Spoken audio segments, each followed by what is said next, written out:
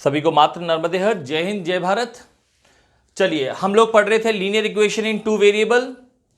Question आपके सामने है 2/x + 3/y = 13 and 5/x - 4/y = -2। तो यहां पे आपको एक नई चीज देखने को मिल रही है। जो वेरिएबल x और y हैं वो पहली बार आप देख रहे हैं डिनोमिनेटर में हैं। अभी तक आपने ऐसे क्वेश्चन देखे थे 2x + 4y = 8, 5x - 3y = 10। ये जो x था न्यूमरेटर में था, ये जो y था न्यूमरेटर में था, और हमको ये क्वेश्चन को सॉल्व करना बहुत अच्छे से आता है एलिमिनेशन मेथड से। लेकिन अब पहली बार आप क्या देख रहे हैं, ये x कहां है और ये y कहां है, ये दोनों डिनोमिनेटर में हैं। तो बच्चे अब ये एक स्पेशल ट्रिक से सॉल्व होएगा ये क्वेश्चन। तो याद रखना, जब x और y डिनोमिनेटर में होते हैं तो उनको सॉल्व करने का एक स्पेशल मेथड होता है। आइए, एजम्पशन मेथड होता है, एजम्पशन मेथड। ऐसे जब भी क्वेश्चन आएंगे x और y डिनोमिनेटर में, आप बिल्कुल इसको फिक्स याद कर लीजिए। आपको एक एजम्पशन करना पड़ेगा और वो एजम्पशन क्या होएगा, बहुत ध्यान से समझना। Let 1/x = a and 1/y = b। इस एजम्पशन को आप अच्छे से याद कर लीजिए। 1/x को हमेशा आपको a मानना पड़ेगा और 1/y को हमेशा आपको b मानना पड़ेगा। ठीक है, ये याद कर लेना एजम्पशन। अब बहुत से बच्चे बोलते हैं सर 1/x का मतलब a होता है, लेकिन यहां 1 तो है नहीं, तो लाओ मैं 1 को कैसे लेकर आता हूं समझना। देखो बच्चे, क्या है, ये 2 है, मैं यहां मल्टीप्लाई बाय 1 कर सकता हूं, कोई प्रॉब्लम थोड़ा ना है भाई। 2 में 1 का मल्टीप्लाई कर दोगे तो कोई प्रॉब्लम नहीं होने वाली है। सिमिलरली 3 में आप 1 का मल्टीप्लाई कर दोगे तो कोई प्रॉब्लम नहीं होने वाली है। समझ में आ रहा है? मैंने 2 में 1 का मल्टीप्लाई कर दिया और इस 3 में 1 का मल्टीप्लाई कर दिया। किसी भी चीज में 1 का मल्टीप्लाई करने से कोई फर्क नहीं पड़ता है। चलो यहां पे भी आ जाओ, 5 × 1 कर दिया, कोई फर्क नहीं पड़ेगा। 4 × 1 कर दिया, कोई फर्क नहीं पड़ेगा। बाकी सब कुछ मैंने वैसा का वैसा लिख दिया। तो बस मैंने क्या किया, multiply by 1, multiply by 1, multiply by 1, multiply by 1। ठीक है, चलिए अब देखिए, ये पढ़िए क्या है 1/x, ये पढ़िए क्या है 1/x, और 1/x का मतलब क्या होता है a। तो बताओ ये क्या बन जाएगा, दिस विल बिकम 2a। ये पढ़िए क्या है 1/y, 1/y, 1/y को आपने क्या एजम्पशन किया है, आपने 1/y को b एजम्पशन किया है, इसलिए दिस विल बिकम 3b। चलो यहां पे आ जाओ, जल्दी बताओ 1/x को आपने क्या एजम्पशन किया है। अरे भैया लिखा हुआ है, याद भी किया है आप लोगों ने। 1/x का मतलब a होता है। जहां भी आपको 1/x दिखेगा वहां आपको a लिखना है, और जहां भी आपको 1/y दिखेगा वहां आपको b लिखना है। तो ये बन गई हमारी दो लीनियर इक्वेशन फिर से। बस फर्क ये है, these are the linear equation in two variable in terms of a and b। ये हमारी linear equation in two variable है a और b के टर्म्स में। अब मैं इसको सॉल्व करूंगा एलिमिनेशन मेथड से। ठीक है, चलो मैं क्वेश्चन मिटा दे रहा हूं। क्वेश्चन तो आप लोगों ने लिख लिया था, ये भी एजम्पशन भी मिटा दे रहा हूं।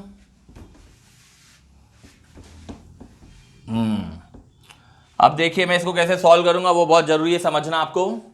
बताइए पहली इक्वेशन क्या है, 2a + 3b = 13, और दूसरी इक्वेशन क्या है 5a - 4b = -2। ठीक है, चलो एलिमिनेशन मेथड आपको बहुत अच्छे से बनता है। जिनको बनता है वो फटाफट एलिमिनेशन मेथड से a और b का आंसर ले आए। जिनको नहीं बनता आओ सुन लो। मैंने मन बना लिया कि मैं b को कैंसिल करूंगा, क्योंकि एक b के आगे प्लस है, एक b के आगे माइनस है। चलो अब इनको इक्वल कैसे करते हैं, नीचे वाले नंबर को ऊपर वाली इक्वेशन से मल्टीप्लाई करते हैं, ऊपर वाले नंबर को नीचे वाली इक्वेशन से मल्टीप्लाई करते हैं। एलिमिनेशन मेथड तो बनना ही चाहिए, बहुत जरूरी है। जिसको नहीं बनता है मेरे पुराने प्रीवियस लेक्चर देखिए। 4 × 2 = 8a + 12b, 13 × 4 = 52, 3 × 5 = 15a - 12b = -6।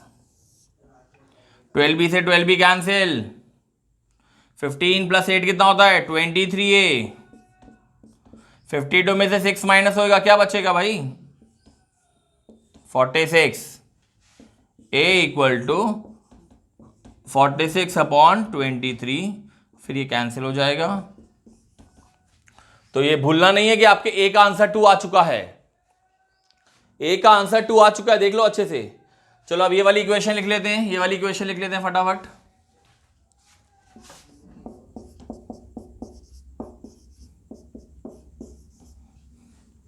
a का आंसर 2 आया ना, तो a में 2 पुटअप करेंगे ना भाई। ये तो आपको बहुत अच्छे से बनना चाहिए, आपने बहुत अच्छे से पढ़ा है भाई। ये 4 वहां माइनस हो जाएगा,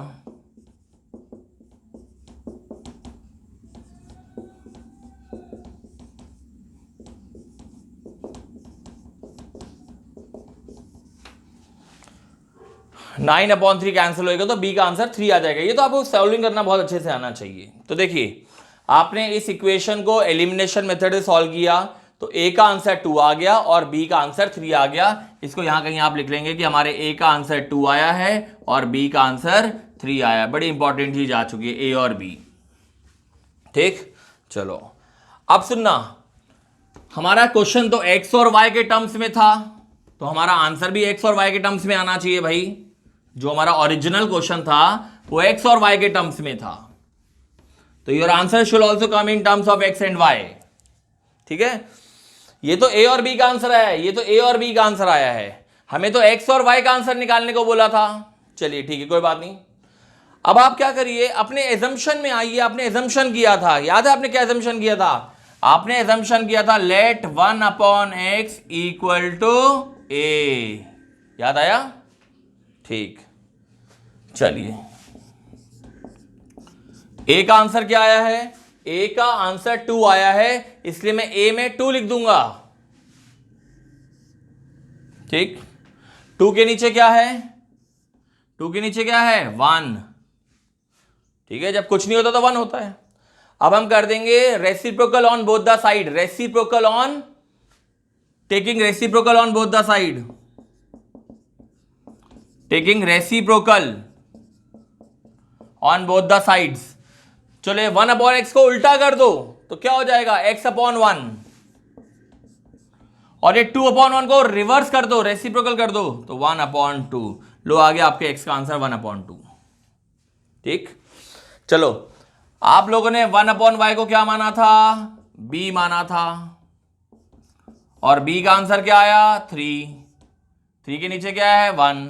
इसका भी रेसिप्रोकल कर दो, ये 1/y उल्टा होके क्या हो जाएगा? y/1। और ये 3/1 उल्टा होके क्या हो जाएगा? 1/3। लो y का आंसर भी आ गया 1/3। अपॉन 1 का कोई मतलब नहीं होता है, y/1 मतलब y ही होता है। तो आपके y का आंसर 1/3 आ गया और x का आंसर 1/2 आ गया। तो आई होप आपको ये स्पेशल केस समझ में आया होगा। ये स्पेशल केस में स्पेशल ट्रिक लगती है, और पहचान क्या है? जब x और y डिनोमिनेटर में होते हैं तो आपको ये एजम्पशन मेथड यूज करना पड़ता है। ठीक है, चलिए थैंक यू बच्चे।